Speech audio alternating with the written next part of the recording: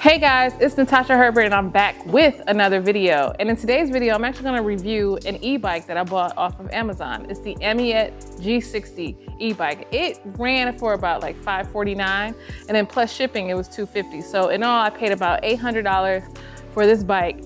Still cheap regarding, all the other e-bikes that are out there. There's some over 1,000, some even 3,000. So this was a great buy.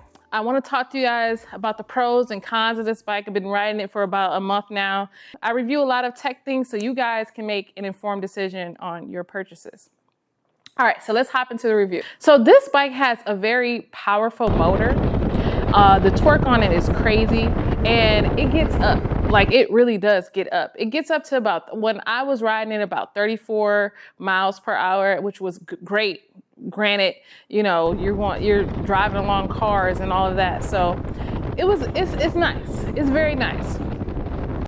The bike, the build itself, it has like this moped motorcycle style to it, which is a nice aesthetic, I would say. Anytime I was riding around, a lot of people were complimenting me or telling me how cool the bike looked. So if you want a nice style bike, this is definitely the type of bike that you would want to get. Also, I added some like features to it. So I added mirrors and a bag so I can like kind of carry things. I am a photographer, so I want to do a lot of street work. And so that was the purpose of me buying this bike. So I needed a bag so I can like put my smaller camera inside of the bag or carry around whatever it is, water, things of that nature, just so I can get around.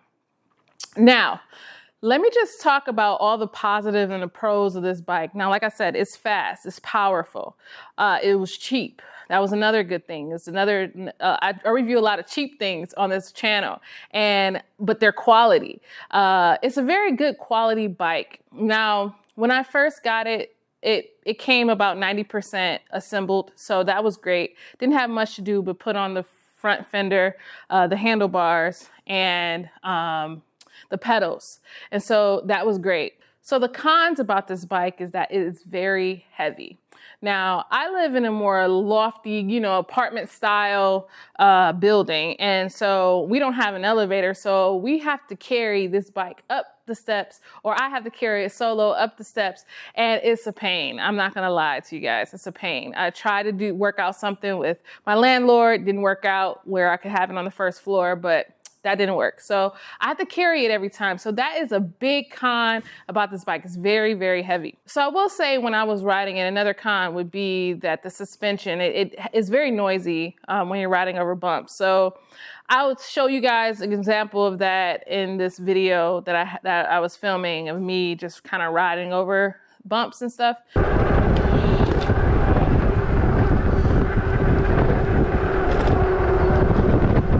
But that was another con. I got to figure out why it does that or if there's any tweaks that I can do to kind of figure that out. Another thing, it comes with manual brakes. Now, my front brakes, it was squeaking after about, I say my second week of riding the bike. And I want to change my brakes to hydraulic brakes so I don't have that issue. I heard that they are way better than the manual brakes. So maybe that will help me. So I might take it to a bike shop. I did find out on YouTube that you can change the brakes yourself and it's really easy. So maybe I'll do it myself, or maybe I'll just take it to a bike shop just so I can have the pros do it. Another cool thing about this bike is that it comes with a nice LCD screen where it has all your information on there, the level that you're on with your pedal assist.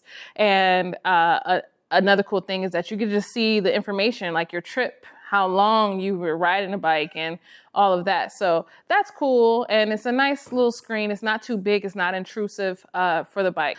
Now, I will say that after about a week or so of riding the bike, my kickstand and the second passenger pedal got a little loose. So I had to re-screw that in and fix that and tighten that. So I don't know what happened there. As I was riding the bike over the bridge, I noticed it like a sound happening on the side of my bike. And I was like, what is that? So it was the kickstand and the pedal. So I had to retwist that. So I think, with it being a cheaper bike, sometimes you're going to have, when it comes to quality, it's a good quality bike, but there's some things about it that I feel that you have to like tweak or change in order to have the experience that you want.